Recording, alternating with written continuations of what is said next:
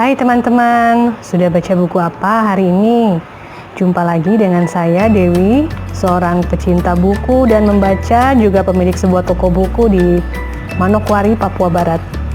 Untuk kesempatan kali ini, saya mau berbagi tentang buku anak-anak yang memiliki tema anti korupsi dengan judul Jujur di Setiap Musim, karya Arlene A. dan ilustrasinya dikerjakan oleh Aaron Randy, penerbit dari Gramedia Pustaka Utama. Seperti yang kita tahu bahwa korupsi sangat marak di negara ini. Nah, tentu anak-anak juga perlu untuk mengerti apa itu korupsi. Melalui buku ini, melalui cerita-cerita yang sederhana, anak-anak menjadi mengerti apa itu arti korupsi untuk usia mereka. Mari kita coba membaca ringkasan dari ceritanya. Es loli madu itu begitu menggoda di tengah musim panas seperti ini, dan Gob telah ditugaskan untuk menjaganya. Tapi jika ia mengambil satu saja, tentu tidak ada yang tahu. Bolehkah ia melakukannya? Pertandingan gobol adalah acara puncak pada musim gugur, dan Grul ingin sekali menontonnya. Tapi ia sudah berjanji pada Gail untuk mengurus kafenya. Dia harus bagaimana? Musim dingin selalu datang dengan gundukan-gundukan salju yang susah dienyahkan.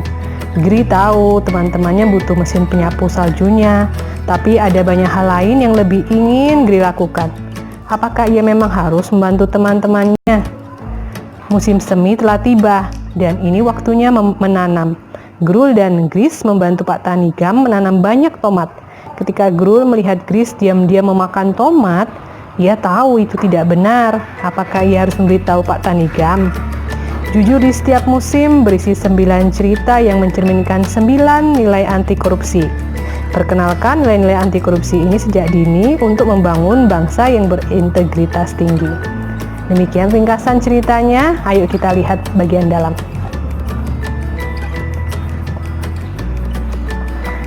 Oke, di sini diperkenalkan tentang tokoh-tokoh yang ada di cerita ini, yaitu kurcaci, Gnomefile.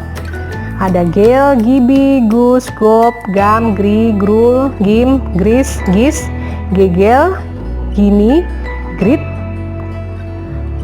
Dan di sini terdapat 9 cerita yang dimulai dengan kisah Gob.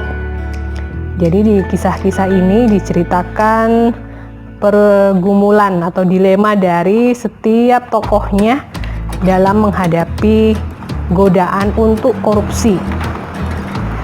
Yang paling saya suka dari cerita ini adalah cerita tentang Gibi yang berjudul Gibi dan Tas Kermes yang Keren. Nah, di sini diceritakan Gibi mempunyai seorang teman yang selalu berpakaian mewah dengan barang-barangnya yang mewah, dan Gibi sangat ingin memilikinya, tetapi uangnya tidak cukup.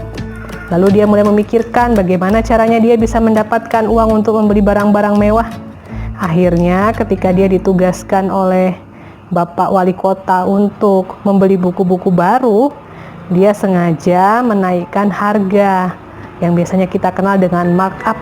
Nah, harganya seharusnya 100, dia berikan harga 150 supaya dia bisa menyimpan 50 itu untuk dirinya sendiri.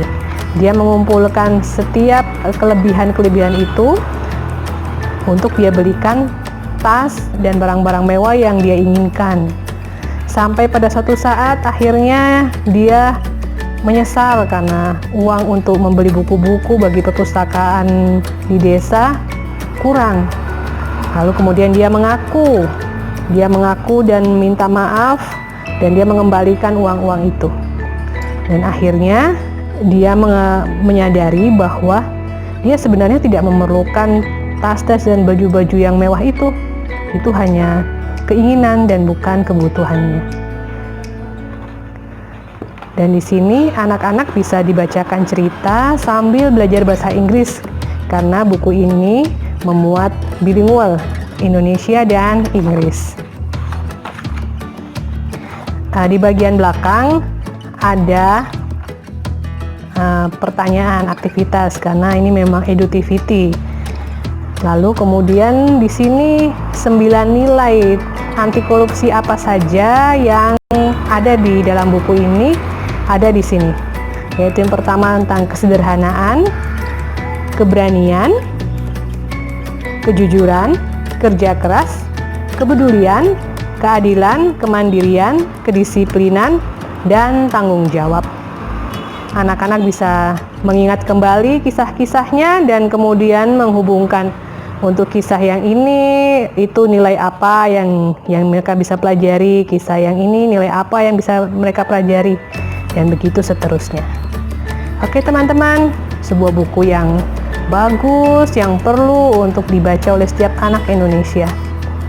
Terima kasih untuk perhatiannya dan sampai jumpa di info buku berikutnya. Salam.